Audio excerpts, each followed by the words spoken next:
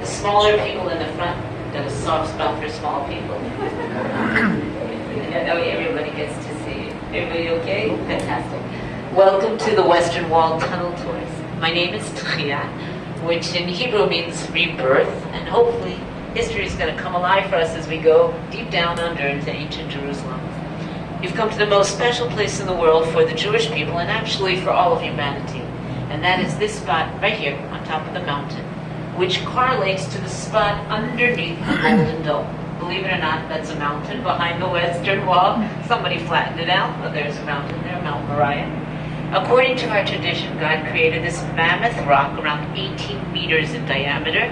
From that, expanded it to planet Earth. In other words, this is the foundation rock of the world.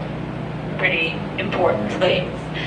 Moving on in time, our forefather, Abraham, was walking along in the sand dunes of Beersheba, and he gets this message from above to take his son to the place he will be shown and sacrifice him.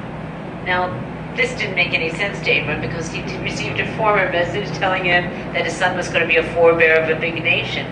But logic and faith rub up against each other. He chose the avenue of faith. He walks for 3 days with his son, Isaac, who's, by the way, not a little child at the time. He was 37 years old. In other words, he did it from his own choice. They walk up to the mountain, and Abraham picks up the knife to bring it down on his son's neck, and there's a voice from beyond that says, wait, don't do it, just checking you out. Right? This is a place where Abraham was checked down, and actually the birth of the faith for the Jewish people. Moving along in time, Abraham's grandson, Jacob, is running away from his twin brother, Esau, that's trying to catch up with him and kill him. As he's making his way northward out of the country, he rests for a bit on that very same spot on top of the mountain. And he falls asleep. In his sleep he has a dream with a ladder going up to heaven and angels going up and down. And he wakes up from his dream and he says, whoa, this place must be the gateway to heaven. And sure enough, that gateway to heaven has brought all of you here today and nearly 14 million people annually to Jerusalem. 12 million, excuse me. Okay. And high expectations, 12 million. I don't know where that number went, jumped into my head. Moving forward around 1,000 years, King David, you heard of an amazing warrior, poet par excellence, the book of Tehillim, Psalms, and he said it's said for 3,000 years. He begins the establishment of Jerusalem down here in the southern end of Mount Moriah. The city of David, any of you have been there? Highly recommend it. It's across the plaza, through the Gate, and around the corner. The beginnings of Jerusalem.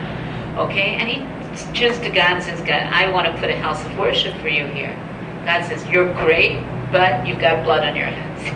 So not you, but your son Solomon, he'll be the right candidate because it will be a house of peace for all of mankind, not just for the Jewish people. And Solomon's Hebrew name, anybody know?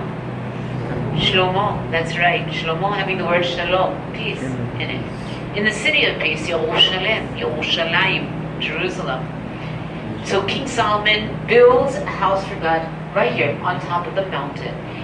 There was a pillar of smoke, pillar of God's presence that the winds couldn't budge, it stood still.